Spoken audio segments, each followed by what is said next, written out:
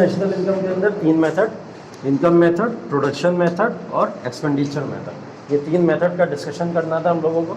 First method हम लोग last previous class में देख चुके हैं, इनकम मेथड किस तरीके से काउंट किया जाता है। यहाँ पे एक कीवर्ड जो आया था उसकी बात हम लोगों ने की थी, क्या था वो, NFIA और डोमेस्टिक इनकम। तो हमने बोला था इन दोनों के एडिशन के बाद में नेशनल इनकम भी मिल सकती है हमको, प्लस साथ साथ में हमने बोला था कुछ हमारे पास में फैक्टर्स होते हैं, उन फैक्टर्स से भी हम लोग काउंट कर सकते हैं। जैसे क्या होता है, लैंड, लेबर, कैपिटल और एंटरप्रेन्योर। इन चारों के ऊपर हम लोगों को कुछ ना कुछ मिलता है। जैसे लैंड के ऊपर रेंट मिलता है, लेबर के ऊपर वेजेस मिलते हैं, कैपिटल के ऊपर इंटरेस्ट मिलता है और एंटरप्रेन्योर के ऊपर प्रॉफिट मिलता है। ठीक है, और जब हम इन सबको आपस में ऐड कर देते हैं तो ये भी हमारी टोटल नेशनल इनकम बन जाती है according to the income method. ठीक है, दूसरा जो मेथड है वो हमारे पास में प्रोडक्शन या वैल्यू एडिशन मेथड है। तो प्रोडक्शन या वैल्यू एडिशन मेथड के अंदर हमेशा वैल्यू का एडिशन होता चला जाएगा या प्रोडक्ट का एडिशन किस तरीके से होता चला जाएगा उसकी बात करनी है बेसिकली हमको। ठीक है, तो इसमें लास्ट प्रीवियस क्लास में जैसा कि मैंने एग्जांपल दिया था आपको कि हम लोग एक पार्ले जी का बिस्किट का पैकेट अगर बनाना चाहते हैं तो हम एक फार्मर के पास में जाते हैं वीट खरीदने के लिए। तो वीट को हम लोग ने अगर 10 रुपये में ख़रीदा, हम उस 10 रुपये से कम 50 बिस्किट के पैकेट बना सकते हैं। ठीक है, तो ये वैल्यू एडिशन ही तो हुआ कि 10 रुपये की चीज़ को आपने 50 पैकेट्स में कन्वर्ट कर दिया और उस 50 पैकेट्स की कीमत जितनी होगी उससे आप 5-6 गुना ज़्यादा ही मार्केट में कमाओगे। ठीक है, तो ये तमाम चीज़ें वैल्यू एडिशन कहलाती हैं। इसमें एक बोइंग कंपनी का भी एग्जाम्पल मैंने आप लोग को दिया था। तो मैं यहाँ पे ये बता रहा था कि वैल्यू एडिशन या प्रोडक्शन मेथड के अंदर एक वर्ड बार बार यूज़ होगा जिसको GVA कहा जाता है। ठीक, क्या बोला जाता है, GVA बोला जाता है। अब ये GVA क्या वर्ड है, क्यों यूज होगा, इसकी बात पहले समझ लेते हैं कि GVA एक्चुअल में होता क्या है।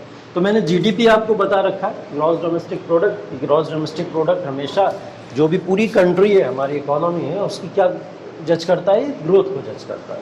तो जब भी ग्रोथ ऑफ द इकोनॉमी की बात आती है तो हम लोग GDP की तरफ जाते हैं हमेशा। ठीक है, लेकिन जब हम लोग speed in the growth of the economy देखने की बात करें कि उसमें गति कितनी है, स्पीड कितनी चल रही है, ठीक है, तो वो काम करता है कौन, GVA करता है। क्यों करता है ऐसा, क्योंकि ये हमेशा सेक्टोरल प्रोग्रेस या ग्रोथ देता है हमको। ठीक है, हम लोग सेक्टोरल ग्रोथ यहाँ से काउंट करते हैं। लाइक प्राइमरी सेक्टर में कितनी ग्रोथ हो रही है उसको हम अगर काउंट कर लें तो वो GDP नहीं, क्या कहलाएगा, GVA कहलाएगा। अगर प्राइमरी सेक्टर में हम लोग इसको काउंट कर लें तो ये क्या कहलाएगा, GDP नहीं कहलाएगा, तो ये GVA कहला रहा है हमारे लिए। ठीक है, ऐसे ही अगर हम लोग अलग से सेकेंडरी सेक्टर के लिए काउंट कर लें तो ये यहाँ का GVA हो जाएगा, सेकेंडरी सेक्टर का। सेम टर्शरी सेक्टर के केस में तो ये यहाँ का GVA हो जाएगा। मैंने बोला प्राइमरी सेक्टर का GVA के साथ में सेकेंडरी सेक्टर के GVA और सेकेंडरी के साथ में टर्शरी सेक्टर के GVA को जब हम लोग टोटल ऐड कर देते हैं तो यही हमारा आगे चल के GDP का भी काम करता है। क्लियर है बात, हमने सेक्टोरल सारी ग्रोथ निकाल ली और उस सेक्टोरल ग्रोथ को जब हमने सब मिला के ऐड कर दिया तो वही क्या बन गई, हमारी GDP ऑफ द इकोनॉमी बन गई। ठीक है, लेकिन जब तक ये सेक्टोरल काम कर रहा है तब तक हम इसको क्या बोलते रहेंगे, GVA बोलते रहेंगे, ग्रॉस वैल्यू एडिशन का ही नाम देते रहेंगे। ठीक है, GVA की एक डेफिनेशन और होती है, GVA को हम लोग बोलते हैं value of output minus value of input. ठीक है, GVA value of output minus value of input कहलाता है। ठीक, वैल्यू ऑफ आउटपुट, कौन से आउटपुट की बात हो रही है यहाँ पे, ये जो तमाम फैक्टर्स मैंने लिखे, इन फैक्टर से ये जो आउटपुट देखने को मिल रहे हैं आपको, इनकी वैल्यू, सब इनकी वैल्यू, ये क्या है, वैल्यू ऑफ आउटपुट है। अब मैंने आपको बताया था दो तरीके से होते हैं, एक आउटपुट्स होते हैं और एक इनपुट्स होते हैं। फैक्टर आउटपुट्स कहते हैं, एक को फैक्टर इनपुट्स कहते हैं। तो फैक्टर आउटपुट्स तो ये होगा सारे के सारे। फिर फैक्टर इनपुट्स क्या होते हैं, फैक्टर इनपुट्स होते हैं जो नॉन फैक्टर्स की तरह काम करते हैं, नॉन फैक्टर्स की तरह काम करते हैं।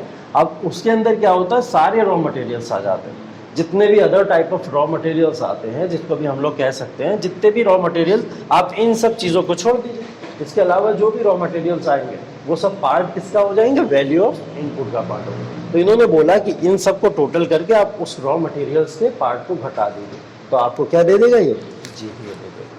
ठीक है, तो ये ग्रॉस वैल्यू एडिशन। देखिए जो मैंने बताया था लास्ट क्लास में आपको फैक्टर्स को पूरी तरीके से क्लैरिफाई किया था कि आपके जो दो तरीके के नॉन फैक्टर्स होते हैं और नॉन फैक्टर्स होते हैं, यही तो होते हैं। तो फैक्टर्स और नॉन फैक्टर्स के अंदर हम लोगों ने देखा था इनपुट्स कितने तरीके के होते हैं, ठीक है। तो दो तरीके के इनपुट्स हमारे क्या थे, फैक्टर्स के अंदर इनपुट्स थे और एक आउटपुट्स थे। ठीक है, तो इनपुट्स और आउटपुट्स को जब हम लोगों ने देखा था तो हमको ये पता लगा, एक तो इनपुट्स ये होते हैं हमारे, जिनको हम लोग ये इनपुट कहते हैं फैक्टर के अंदर, और इनको हम लोग आउटपुट्स कहते हैं, ये तो कहते हैं फैक्टर्स के अंदर। और जब हम लोग नॉन फैक्टर्स की बात करते हैं तो नॉन फैक्टर्स के अंदर सभी रॉ मटेरियल्स आ जाते हैं, जितने भी other type of raw materials होंगे। तो इन रॉ मटेरियल से जितना भी इनपुट मिलता है उसकी बात की जा रही है। कहाँ पे? यहाँ पे वैल्यू ऑफ इनपुट की बात की जा रही है। ठीक है, ये इसके अंदर आ रहा है। फैक्टर्स जितने होते हैं उन तमाम फैक्टर्स के आउटपुट कुछ निकल के आते हैं, इन सारे फैक्टर्स के आउटपुट को वैल्यू ऑफ आउटपुट कहा जाता है। उसके अलावा नॉन फैक्टर्स कुछ होते हैं, नॉन फैक्टर्स से क्या निकल के आते हैं, अदर रॉ मटेरियल से कुछ अलग तरीके के जो रॉ मटेरियल्स होते हैं जो फर्दर प्रोग्रेस में या किसी भी पार्ट को या इंस्ट्रूमेंट को बनाने में मदद करें आपको। ठीक है, उसके साथ में वहाँ पे इनपुट दे देता है वो, और इसी इनपुट को यहाँ पे माइनस करने की बात की जा रही है। तो जीवीए का सिंपल फार्मूला क्या हो जाएगा आपके लिए, वैल्यू ऑफ आउटपुट माइनस का वैल्यू ऑफ इनपुट। ठीक है, तो ये आपकी जीवीए कहलाती है, इसी को हम लोग वैल्यू एडिशन कहते हैं। ठीक है, जहाँ जीवीए की बात आ जाए वही मतलब क्या हो रहा है, वैल्यू एडिशन हो रहा है। ठीक है, तो वैल्यू एडिशन हमेशा कहाँ पे होगा, जहाँ पे आउटपुट और इनपुट को माइनस कर दिया जाएगा। ठीक, इस चीज़ को ध्यान रखना है। एक जीवीए मैंने आपको ये बता दिया, एक जीवीए मैंने आपको वो बता दिया। अब ये प्रोडक्शन या वैल्यू एडिशन मेथड होता क्या है, प्रोडक्शन या वैल्यू एडिशन मेथड में यही चीज़ों के ऊपर काम किया जाता है। क्या काम किया जाता है कि हम लोग सेक्टोरल क्या निकालते हैं, जीवीए निकालते हैं। प्राइमरी सेक्टर का अलग जीवीए निकालेंगे, सेकेंडरी का अलग निकालेंगे, टर्शियरी का अलग निकालेंगे और सबको ऐड कर देंगे। हम लोग ने इनकम मेथड में क्या करा था, तमाम फैक्टर्स को निकाला था, सबको ऐड कर दिया था। यहाँ पे जीवीए में क्या करा, सेक्टोरल जीवीए निकाला और सबको ऐड कर दिया। तो इसी को इन्होंने क्या नाम दे दिया है, प्रोडक्शन या वैल्यू एडिशन मेथड। ठीक है, तो प्रोडक्शन या वैल्यू एडिशन मेथड क्या होता है, जब हम लोग जीवीए के ऊपर आ जाए, ग्रॉस वैल्यू एडिशन के ऊपर आ जाए, जीडीपी से ट्रांसफर होके। ठीक है, तो यही कहलाता है। अब जीडीपी के साथ में इसका संबंध क्या होता है, रिलेशन क्या होता है, अगर उसकी बात करो आप लोग, तो ये बोलते हैं कि वैल्यू एडिशन अगर होता है आपका मार्केट के अंदर और हम लोग जीडीपी एट मार्केट प्राइस निकालें या जीवीए एट मार्केट प्राइस निकालें, ठीक है, अगर मार्केट में वैल्यू एडिशन हो रहा है किसी भी तरीके का, कि एक इंडस्ट्री जो थी पहले सिर्फ और सिर्फ 50 पार्ले जी के बिस्किट बनाती थी, उसने किसानों से जाके और गेहूँ खरीद लिए, और अब वो क्या करेगा, 100 पार्ले जी के पैकेट बनाना शुरू कर देंगे, वैल्यू एडिशन हो गया। तो वैल्यू एडिशन का मतलब क्या हो गया, इन्होंने वहाँ की जीडीपी को वैल्यू एडिशन के बेसिस पे काउंट करना शुरू कर दिया और जीवीए को भी वैल्यू एडिशन के बेसिस पे काउंट करना शुरू कर दिया। तो जब वैल्यू एडिशन के बेसिस पे जीडीपी को काउंट किया जाए, जीवीए को काउंट किया जाए, तो ये तीनों वहाँ पे क्या हो जाते हैं, इक्वल हो जाते हैं। ठीक है, तो GDP at MP is equal to GVA at MP और is equal to value addition. तो जहाँ जहाँ वैल्यू एडिशन की बात आ जाए, बोले वैल्यू एडिशन कैसे निकालेंगे, तो उन्होंने बोला कि जीवीए निकाल लीजिए मार्केट प्राइस पे, तो वो वैल्यू एडिशन दे देगा। ठीक है, बोले चलिए जीवीए निकाल लिया मार्केट प्राइस पे, हमें जीवीए निकालने का मन नहीं, तो बोले जीडीपी निकाल लीजिए मार्केट प्राइस पे, तो वो आपको वैल्यू एडिशन दे देगा। ठीक है, तो वैल्यू एडिशन या प्रोडक्शन मेथड बहुत सिंपल है, उसके अंदर सिर्फ सेक्टोरल जीवीए को ऐड कर दीजिए या फिर आप वैल्यू एडिशन के बराबर जीडीपी को रख दीजिए या फिर जीवीए को रख दीजिए, तो टोटल वैल्यू एडिशन का मेथड आपके पास में निकल के आ जाए। ठीक है, अब यहाँ से निकालनी है आपको नेशनल इनकम है, नेशनल इनकम तो निकालनी है, जीडीपी जीवीए तो नहीं निकालना था हमको। क्या था हम लोग का, मेजरमेंट ऑफ नेशनल इनकम ही तो चल रहा है, यही तो पढ़ रहे हैं हम लोग, मेजरमेंट ऑफ नेशनल इनकम। तो मुझे ये बताइए कि नेशनल इनकम को निकालने के लिए अगर हम इससे निकालना चाहें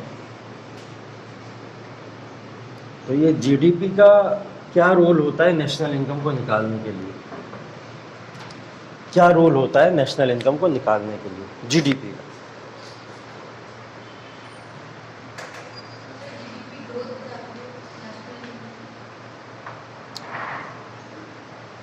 नेशनल इनकम और जीडीपी के बीच में कोई रिलेशन है क्या,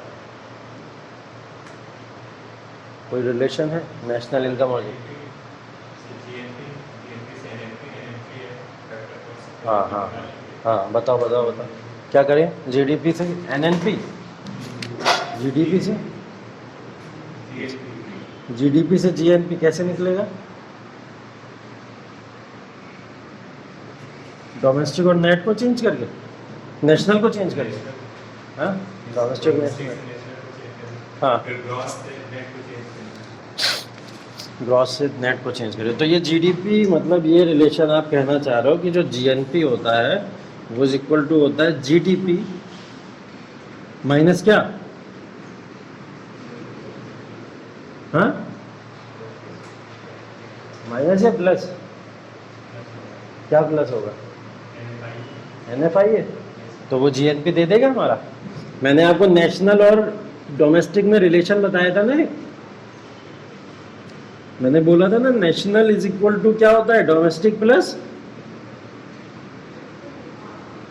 एनएफआई है, यही तो बताया था रिलेशन, ऐसे तो बताया। तो यहाँ पे हम लोग कर क्या रहे हैं, यही तो कर रहे हैं, बस नेशनल के साथ में डोमेस्टिक चेंज कर रहे हैं, तो ये प्लस का एनएफआई हो जाएगा। ये जी इसके नेट्स का निकाल लेंगे, कैसे जी, जीएनपी इज इक्वल टू क्या होता है, एनएनपी माइनस डेप्रिसिएशन, ये कह रहा हूँ।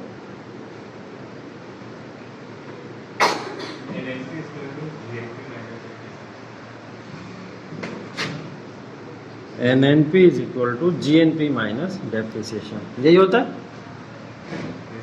ठीक। तो यहाँ से एनएनपी क्या आ जाएगा, उस फॉर्मूले को यहाँ पे रख सकते हैं, जीडीपी प्लस का एनएफआई लिख सकते हैं उसको, और माइनस का डेप्रिसिएशन, यही तो लिख सकते हैं। चलो ऊपर देख,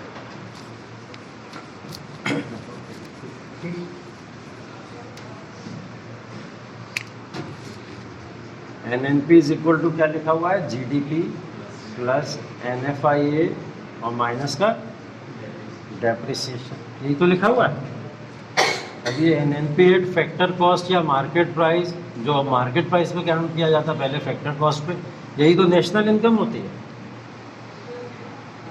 तो नेशनल इनकम और जीडीपी के बीच हम रिलेशन ढूंढ रहे थे, मिल गया हमको, जीडीपी प्लस का एनएफआईए माइनस का डेप्रिसिएशन, बस निकल आई नेशनल इनकम आपको इस मेथड से, ठीक है।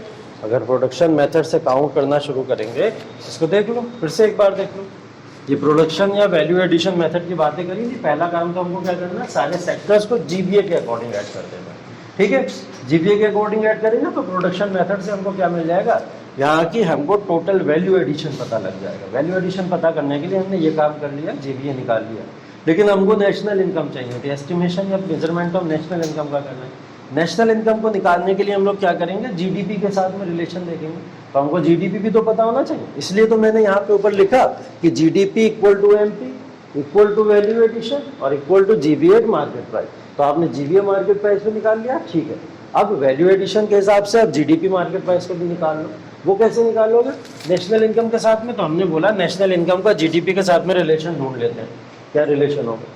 तो उससे क्या पता चला कि हमने एक फॉर्मूला पढ़ रखा है, जीएनपी इज इक्वल टू क्या होता है, जीडीपी प्लस का एनएफआई है, हमने ये फॉर्मूला पढ़ रखा है, ठीक है। अब हमने क्या करा, एक फॉर्मूला और पढ़ रखा है, NNP is equal to GNP minus depreciation भी होता है, ये फॉर्मूला भी पढ़ रखा है। तो यहाँ पे जीएनपी जो थी इसकी वैल्यू पूरी की पूरी उठा के यहाँ पे रख दिया हमने, ये तो किया, बस जीएनपी को हटा के वो पूरी वैल्यू यहाँ रख दी। तो वहाँ पे जीडीपी प्लस एनएफआई ये दिख रहा है हमको, और माइनस का ये वाला डेप्रिसिएशन ऐसे ही आ जाएगा। तो ये रिलेशन मिल गया हमको किस किस के बीच में, नेशनल इनकम के और जीडीपी के बीच में, क्योंकि एनएनपी एट फैक्टर कॉस्ट या मार्केट प्राइस हमेशा क्या होता है, नेशनल इनकम ही होता है, ठीक है। तो इसलिए national income is equal to GDP plus NFI minus का डेप्रिसिएशन। तो नेशनल इनकम को अगर प्रोडक्शन मेथड से निकालना है या वैल्यू एडिशन मेथड से निकालना है तो आपको क्या करना पड़ेगा, जीडीपी को ऐड करना पड़ेगा, एनएफआई को ऐड करना पड़ेगा और उसमें से डेप्रिसिएशन माइनस कर देना होगा। ये है आपका प्रोडक्शन मेथड, समझ आ गया। मैथमेटिकल है थोड़ा सा, estimation of national income mathematical है थोड़ा सा।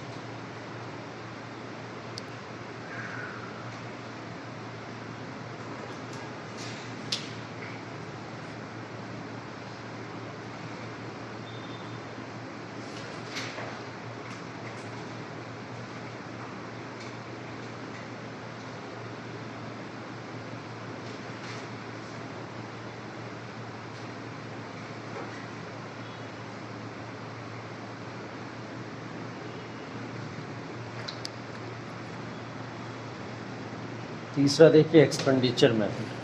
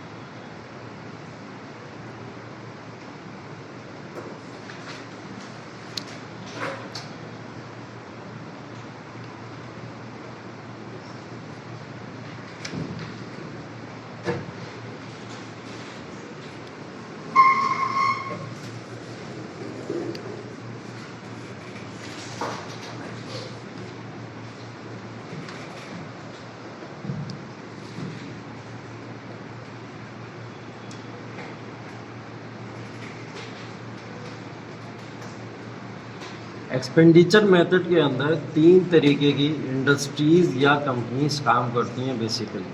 कहीं से भी अगर इनकम को जनरेट किया जाता है तो इकोनॉमी में तीन एजेंसीज ऐसी होती हैं जो इनकम के जनरेशन के लिए काम करती हैं यहाँ पे, ठीक है। वो बेसिक तीन एजेंसीज में जो सबसे पहली एजेंसी है वो कौन सी है? गवर्नमेंट। सरकार खुद वो एजेंसी है जो क्या करती है? आपके लिए इनकम को डेवलप करती है। दूसरी होते हैं हाउस होल्ड्स, दूसरे होते हैं हाउस होल्ड। हाउस होल्ड्स क्या करते हैं? ये भी इनकम को जनरेट करते हैं, दूसरे हाउस होल्ड्स होते हैं। और तीसरी होती है हमारी फर्म्स।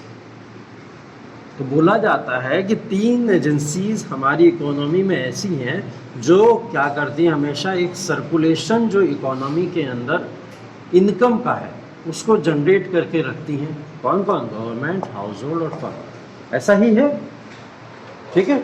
तो जितनी भी इकोनॉमी है हमारी या टाइप्स ऑफ इकोनॉमी है, अगर हम लोग देखें कि इनकम को जनरेट करने में मदद कौन कर रहा है, हेल्प कौन कर रहा है, तो मदद या हेल्प करने वाली ये तीन एजेंसीज हैं हमारी। सरकार पैसा डेवलप कर दे, हाउस होल्ड प्राइवेट सेक्टर्स कुछ हमारा पैसा डेवलप करके हमको दे दें, या फर्म्स जो इंडस्ट्रीज हमारी लगी होंगी वो इंडस्ट्रीज हमको पैसा डेवलप करके दे दें, इवन गवर्नमेंट और प्राइवेट कोई भी, ठीक है। तो ये तीन ऐसी एजेंसीज हैं जो गवर्नमेंट को पैसा डेवलप करके देती हैं। तो एक्सपेंडिचर बोलता है मेथड, पहली चीज़ तो ये है एक्सपेंडिचर मेथड। यहाँ पे खर्चे की बात हो रही है थोड़ा सा, ठीक है। इसकी बात हो रही है, खर्चे की बातें हो रही है, मतलब क्या एक्सपेंड कर रहे हैं आप लोग, क्या एक्सपेंडिचर कर दे रहे हैं आप लोग इनकम को निकालते समय। तो इनकम, नेशनल इनकम को आप एक्सपेंडिचर मेथड से किस तरीके से निकालेंगे उसकी बात करने की ये लोग कोशिश कर रहे हैं। तो यहाँ पे देखिए हमेशा एक्सपेंडिचर मेथड से निकालने के लिए आपको यहाँ पे खर्चे जो होते हैं, यहाँ पे स्पेंडिंग्स जो होती हैं ना, उनको भी काउंट करना ज़रूरी होता है। तो काउंट करने के लिए सबसे पहले हमको समझना पड़ेगा कि वो स्पेंडिंग्स जो है हम करेंगे कब? जब हमारे पास इनकम आएगी, ठीक है। और वो इनकम आएगी कहाँ से? इन तीन एजेंसी से आएगी। यही तीन वो एजेंसीज हैं जो वो सारे फैक्टर्स डेवलप कर रही हैं। वो फैक्टर्स हवा में थोड़ी डेवलप हो गए, किसी ने डेवलप तो किया होगा। तो किसने डेवलप किया? इन तीन एजेंसीज ने वो फैक्टर सारे के सारे डेवलप किए, ठीक है। तो एक्सपेंडिचर मेथड में देख लो एक चीज़ बहुत कॉमन आएगी, इसके अंदर कुछ टर्मिनोलॉजीज आएंगी। तो एक्सपेंडिचर मेथड को मैं नाम दे रहा हूँ वाई। क्या नाम दे रहा हूँ मैं? वाई। और वाई के बाद में मैं इसका एक फार्मूला लिखने जा रहा हूँ, वो आप लोग भी नोट कर लीजिए। एक है सी प्लस का आई प्लस का जी प्लस का एक्स माइनस का एम। ये है इसका फार्मूला, ठीक। और यही जो वाई है, यहाँ पे जो वाई है इसको बोलते हैं नेशनल इनकम। यहाँ पे भी वाई लिखा दिख जाए, वो क्या है? National income. हम लोग नेशनल इनकम से इसको सर्कुलेट। तो वाई इज इक्वल टू होता है सी प्लस का आई प्लस का जी प्लस का एक्स माइनस का एम, ठीक है। अब सारे टर्म समझ लेते हैं कि national income according to expenditure method क्या क्या है, ठीक है।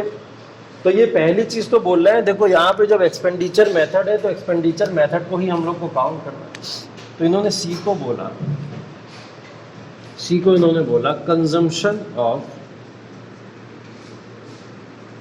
किस चीज़ को कंज्यूम करते हैं हम लोग? क्या कंजम्पशन करते हैं? गुड्स को कंज्यूम करते हैं। Consumption of goods by private house holds, consumption of goods by private house holds. और यहाँ पे जो गुड्स की बात हो रही है वो फाइनल टाइप ऑफ गुड्स हैं, इंटरमीडिएट इसमें काउंट नहीं होगा। ठीक है, सी क्या है, कंजम्पशन या फाइनल जो भी गुड्स हैं उनका कंजम्पशन कौन कर रहा है, प्राइवेट हाउस होल्ड्स कंजम्पशन कर रहे हैं। ठीक है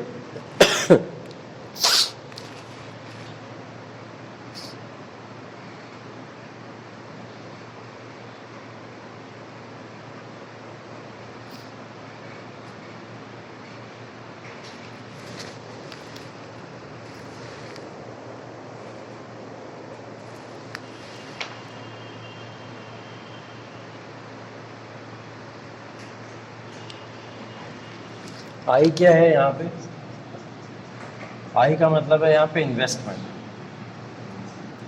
क्या है, इन्वेस्टमेंट। ठीक, आई का मतलब क्या है, इन्वेस्टमेंट।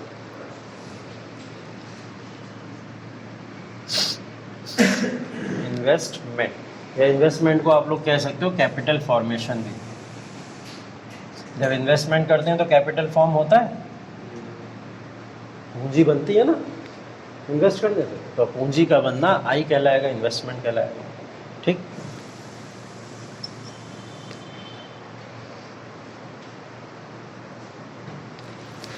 ये है जी, यहाँ पे है जी, क्या बोलेंगे जी को, यही बात जो आप लोगों ने लिखी है ये प्राइवेट सेक्टर्स के लिए लिखी थी, और जी किसके लिए हो जाएगी, गवर्नमेंट सेक्टर्स के लिए हो जाएगी। तो consumption of final goods, goods अपने आप में फाइनल ही होंगे यहाँ पे, आप लोग लॉजिक लगा लीजिएगा, बाय गवर्नमेंट। ठीक, ये चीज़ें हो जाएंगी, जी हो जाएगा यहाँ पे आपका।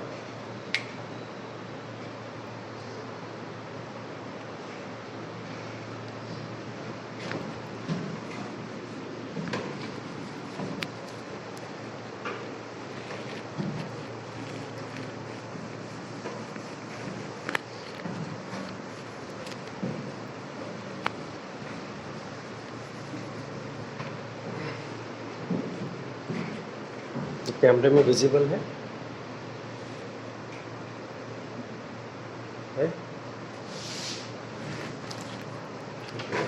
तो देखो क्या क्या मिल गया हमको, सी हमने बोला नेशनल इनकम एक्सपेंडिचर मेथड से हमको कैसे काउंट करनी है, पहले तो C consumption of final goods by private households. ठीक है, ये जो हमने टर्म लिखे थे बस इसी को सॉल्व कर रहे हैं हम लोग। ठीक है, तो सी हो गया, सी के बाद में मैंने बोला आई, आई का मतलब इन्वेस्टमेंट कैपिटल फॉर्मेशन कौन करेगा, फर्म्स करते हैं, फर्म्स का, तो फर्म्स के नाम से हम लोग आई को समझ लेते हैं। जी क्या है हमारा, consumption of goods by government sector, ये जी हो गया हमारा। अब क्या क्या बचा इसमें, एक्स बचा, एक्स को हम लोग क्या बोलते हैं, एक्सपोर्ट बोलते हैं। एम बचा, एम को हम लोग क्या बोलते हैं, इंपोर्ट्स बोलते हैं। ठीक, ये सब तो मतलब होगा इसके। अब यहाँ पे जो एक्सपेंडिचर मेथड है, ये जो भी चीज़ें आपने लिखी, आपने लिखा सी, आपने लिखा आई और आपने लिखा जी, इन सब के अंदर सी का मतलब लिखा हम लोग ने consumption of final goods by private sector. Consume करने के बाद में जो एक्सपेंडिचर होगा वो काउंट करना है हमको। ठीक है, ये जो हुआ यहाँ पे सी की वैल्यू क्या लिखी है हम लोगों ने, consumption of final goods by private sector या प्राइवेट हाउस होल्ड। तो कंजम्पशन जो प्राइवेट हाउस होल्ड्स कर रहे हैं उसमें कुछ एक्सपेंडिचर भी तो होंगे, खर्चे भी तो होंगे, तो हमको इनके सिर्फ कंजम्पशन को काउंट नहीं करना, हमको क्या करना है, बेसिकली इनके एक्सपेंडिचर्स को काउंट करना, इनके खर्चों को काउंट करना, इनकी स्पेंडिंग्स को काउंट करना हम लोगों को। ठीक है, तो जब हम लोग सी की एक्सपेंडिचर काउंट कर लें, जब हम लोग आई का एक्सपेंडिचर काउंट कर लें, और जब हम लोग जी का एक्सपेंडिचर काउंट कर लें, ठीक, और इन सबको प्लस कर दें किसके साथ में, नेट इनकम के साथ में, तो यही हमारा क्या बन जाता है, नेशनल इनकम बन जाता है। नेट इनकम क्या है यहाँ पे, नेट इनकम है एक्स माइनस का एम।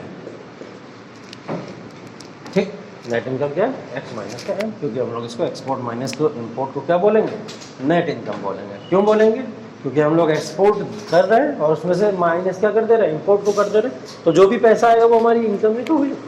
ठीक है, तो इसलिए हम लोग इसको नेट इनकम बोल सकते हैं। ठीक है, तो ये नेट इनकम हमारा कहलाता है। ठीक, तो consumption of final goods by private house holds, उसका एक्सपेंडिचर प्लस इन्वेस्टमेंट या कैपिटल फॉर्मेशन जो हो रहा है उस पर expenditure, plus consumption of final goods and government, ठीक है, उसका एक्सपेंडिचर, तीनों को एक्सपेंडिचर को ऐड करना है, किसके साथ में, नेट इनकम के साथ में ऐड कर देना है। और नेट इनकम क्या होती है हमारी, एक्स माइनस का एम, मतलब एक्सपोर्ट में से हम लोग जब इंपोर्ट को घटा देंगे तो वो क्या कहलाएगा, हमारा नेट इनकम कहलाएगा। इन सबको आप ऐड कर दीजिए तो आपको क्या मिल जाएगा, y की वैल्यू मिल जाएगी जो c प्लस आई प्लस जी प्लस का x माइनस का m होता है, जिसको हम लोग एक्सपेंडिचर मेथड कहा करते हैं, ठीक है।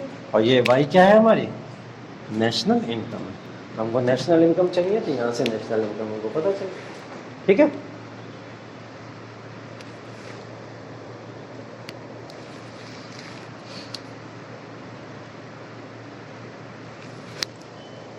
ये पढ़ने के बाद ये लग रहा होगा आप लोग को, जो मेथड्स पढ़ रहे हो आप लोग, मेजरमेंट ऑफ नेशनल इनकम, तो ऐसा लग रहा होगा ना पढ़ी ही क्यों रहे हम लोग, इनका यूज़ क्या है ना। ऐसा लग रहा होगा कि इनकम मेथड को क्यों पढ़ रहे हैं अलग से, एक्सपेंडिचर मेथड क्यों पढ़ रहे हैं, प्रोडक्शन मेथड क्यों पढ़ रहे हैं, नेशनल इनकम तो हम लोग ऐसे भी निकाल लेते हैं। ओवरऑल नेशनल इनकम हमारे देश की एक होती है, उसको निकाल लेते हैं, NNP निकाल लो सीधे, हमको नेशनल इनकम पता चल जाती है, यही तो करते हैं हम लोग। लेकिन जब भी इकोनॉमी के अंदर अप्स एंड डाउन्स जो भी हमको पता लगते हैं कि इकोनॉमी के सेक्टर्स में कितना ज़्यादा चेंज हो रहा है, कहाँ पे सेक्टोरल ग्रोथ कम है, कहाँ पे सेक्टोरल ग्रोथ ज़्यादा है, ठीक है, या इनकम को काउंट करने के लिए हमको कहीं अलग या किसी दूसरी कंट्री के पैमानों को ना लेना पड़े, इसके लिए हम लोग अपने पैमानों को जनरेट करते हैं, जिनको हम लोग एक मेजरमेंट ऑफ नेशनल इनकम के फॉर्म में कैलकुलेट करते हैं। तो नेशनल इनकम का मेजरमेंट जब किया जाता है, चाहे इनकम मेथड से, इनकम मेथड नॉर्मल सबसे सटीक मेथड माना जाता है, क्यों, क्योंकि हम लोग इनकम मेथड से ही नेशनल इनकम काउंट कर रहे हैं अपने देश की। नेशनल इनकम वही तो है, आप सारे के सारे ऐड कर देते हो सारी चीज़ें, वो नेशनल इनकम होता है। लेकिन इसमें सबसे ज़्यादा जो पॉपुलर और फेमस मेथड है वो है आपका प्रोडक्शन या वैल्यू एडिशन मेथड, ठीक है, क्योंकि वहाँ से आपको GDP भी मिलता होता है, वहाँ से आपको GVA भी मिलता होता है, वैल्यू एडिशन भी मिलता होता है, और सबसे अच्छी चीज़ है सेक्टोरल ग्रोथ का पता चलता है वहाँ से। इसलिए वो सबसे बेहतरीन मेजरमेंट या मापन माना जाता है नेशनल इनकम के मेजरमेंट का, ठीक है। तीसरी चीज़ में एक्सपेंडिचर मेथड आता है। अब यहाँ से हमको स्पेंडिंग्स और खर्चे पता लग जाते हैं। सरकार हर साल अपना बजट बनाती है, और बजट बनाते समय कुछ रेवेन्यू बजट और कुछ कैपिटल बजट, कुछ रेवेन्यू एक्सपेंडिचर, कुछ कैपिटल एक्सपेंडिचर उसे निकालने होते हैं। तो वो सब कैसे निकालेगी, हलवा है क्या निकालना है, ऐसे कि बैठे और निकाल लिए, नहीं निकलेगा ना, उसके लिए कोई मेथड चाहिए होता है ना। तो ये वो मेथड होते हैं जिससे हमको पूरी की पूरी चीज़ें कैलकुलेट होकर पता लग जाती हैं कि कहाँ पे कितने एक्सपेंडिचर्स हुए, कहाँ कितनी इनकम जनरेट हुई है, उसके बाद में हम लोग कहाँ तक पहुँचे। इसलिए इन मेथड्स को कैलकुलेट किया जाता है। आपको पढ़ाने का मकसद भी यही है, क्योंकि UPSC ने आपके सिलेबस में इसको डाला हुआ है, तो इसीलिए डाला हुआ कि आप लोग समझ पाएँ कि सरकार अपनी नीतियों के अंदर जब भी GDP, GNP या नेशनल इनकम को कैलकुलेट करती है तो सिर्फ एक बड़े फैक्टर में काउंट करके नहीं रख देती है, वो छोटे छोटे कीवर्ड्स या की पॉइंट्स होते हैं उसके पीछे, जिसके थ्रू वो लोग इस तरीके से इनकम को जनरेट करते हैं, है ना। तो इनकम को कुछ इस तरीके से जनरेट करके, या नेशनल इनकम से लेकर जो भी चीज़ें आपकी इस तरीके से जनरेट करके यहाँ पे बात की जा रही है, तो इनको आप सेक्टोरल जितना भी डिफरेंसेस है इसको समझने की कोशिश कीजिए। और ये मेथड्स हैं, इन मेथड्स को चाहे आप लोग एक फार्मूला भी याद कर लेंगे तो आप पीछे पूरी की पूरी चीज़ों को कनेक्ट कर ले जाएंगे, ठीक है। इनकम मेथड का सबसे इंपॉर्टेंट फार्मूला क्या बात की हम लोगों ने, बता दो जल्दी से, रिवाइज कर लें। इनकम मेथड का फार्मूला क्या था, एडिशन ऑफ ऑल फैक्टर्स, मतलब हम लोग क्या करें, रेंट हो गया हमारा, वेजेस हो गए हमारे साथ में, उसके साथ में इंटरेस्ट हो गया, प्रॉफिट हो गया, इन सारी की सारी चीज़ों को आपस में लाओ और ऐड करो, ठीक है। ये तो हमारा इनकम मेथड से निकल गया। अगर हम लोग बोले प्रोडक्शन मेथड से क्या फॉर्मूला है नेशनल इनकम का कैलकुलेट करने का, तो क्या बोलोगे, पहली बात तो GVA ऑफ ऑल सेक्टर्स, तमाम सेक्टर्स का हम लोग GVA ऐड कर ले आपस में तो वो हमको दे देगा, ठीक है। दूसरी चीज़ हम लोग बोले वैल्यू एडिशन एक तरीका है जिससे हम लोग GDP निकाल सकते हैं, वैल्यू एडिशन, ठीक है। तो हमने बोला चलो हमने GDP निकाल ली, GDP से नेशनल इनकम बताओ कैसे निकलेगी, तो national income is equal to क्या हो जाएगा हमारा, जो हम लोग NNP निकालेंगे ना, तो NNP एट फैक्टर कॉस्ट या मार्केट प्राइस जो मन हो आप निकाल लीजिए। तो NNP एट फैक्टर कॉस्ट अगर हम लोगों ने निकाली वो इज इक्वल टू क्या होती है, NNP इज इक्वल टू क्या हो जाएगी इस फॉर्मूले के अकॉर्डिंग, GDP प्लस का NFI है माइनस का डेप्रिसिएशन, यही तो है। और उस NNP एट फैक्टर कॉस्ट को हम नेशनल इनकम बोल रहे हैं। तो यहाँ से नेशनल इनकम क्या आ गई, GDP प्लस का NFI है माइनस का डेप्रिसिएशन। ये कौन सा मेथड, वैल्यू एडिशन या प्रोडक्शन मेथड है ये हमारे पास में, ये प्रोडक्ट मेथड जिसको आप लोग बोलते हैं। तीसरा मेथड ये देख लिया हम लोगों ने, अगर हमसे बोला जाए एक्सपेंडिचर मेथड से क्या होगा और कैसे निकालोगे, तो बोल देंगे y is equal to C plus का आई प्लस का जी प्लस का एक्स माइनस एम। ठीक है, और इसके अंदर सी भी पता है आपको, आई भी पता है आपको, जी भी पता है आपको, और एक्स और एम भी पता है। तो ये तमाम मेथड है जिसके थ्रू आप लोग इनकम का मेजरमेंट कर सकते हैं। ठीक है, अब इनकम का मेजरमेंट करना बोला जाता है, जिस तरीके से आपने पढ़ लिया तो बोला जाता है कि इनकम का मेजरमेंट कर लिया आपने, लेकिन इनकम के मेजरमेंट के करने के पीछे बहुत सारी ऐसी प्रॉब्लम्स हैं जो आती हैं। जब हम लोग नेशनल इनकम का एस्टिमेशन लगाते हैं या नेशनल इनकम को मेजरमेंट करते हैं हम लोग, तो बहुत तरीके की डिफरेंट टाइप ऑफ प्रॉब्लम्स हम लोग को देखने को मिलती हैं। तो हम लोग यहाँ पे देखते हैं। अब अगला जो टॉपिक है आपका वो है problems in estimation of national income. National income को एस्टिमेट करते समय क्या क्या दुविधाएं आपके सामने आती हैं, उसकी अगर हम लोग बात करें तो वो क्या है। ठीक है,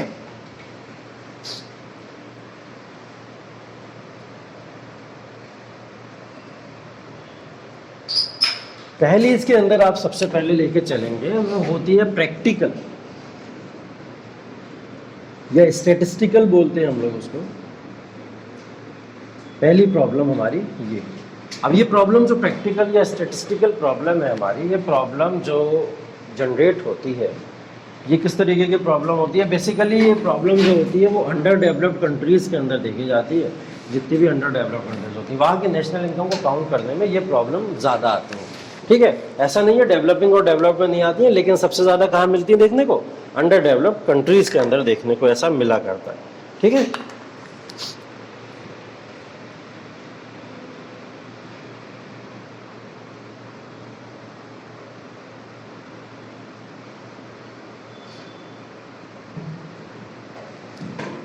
के अंदर पहली प्रॉब्लम आती है वो है non availability of sufficient data. Sufficient data provide ही नहीं हो पा रहा है, जिसकी वजह से हम नेशनल इनकम को एस्टिमेट ही नहीं कर पा रहे। ठीक है, सफिशिएंट डेटा प्रोवाइड ना हो पाने का रीज़न आपको पता ही है कि बहुत सारे सेक्टर्स ऑफ द इकोनॉमी है वो कमा रहे हैं 1 करोड़ रुपए, और इकोनॉमी में शो कितना कर रहे हैं कि हमारे पास तो 50 लाख ही आ रहा है।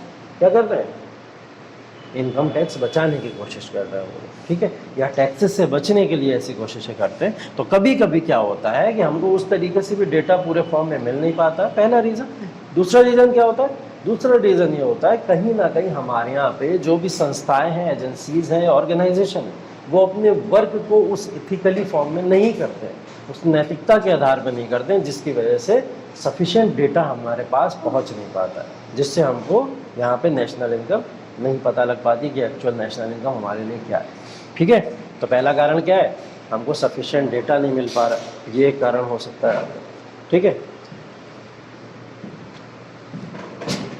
दूसरा कारण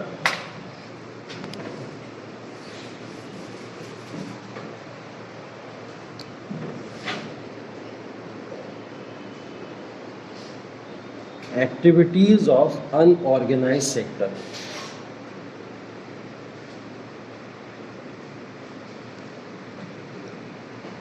एक्टिविटीज ऑफ अनऑर्गेनाइज्ड सेक्टर।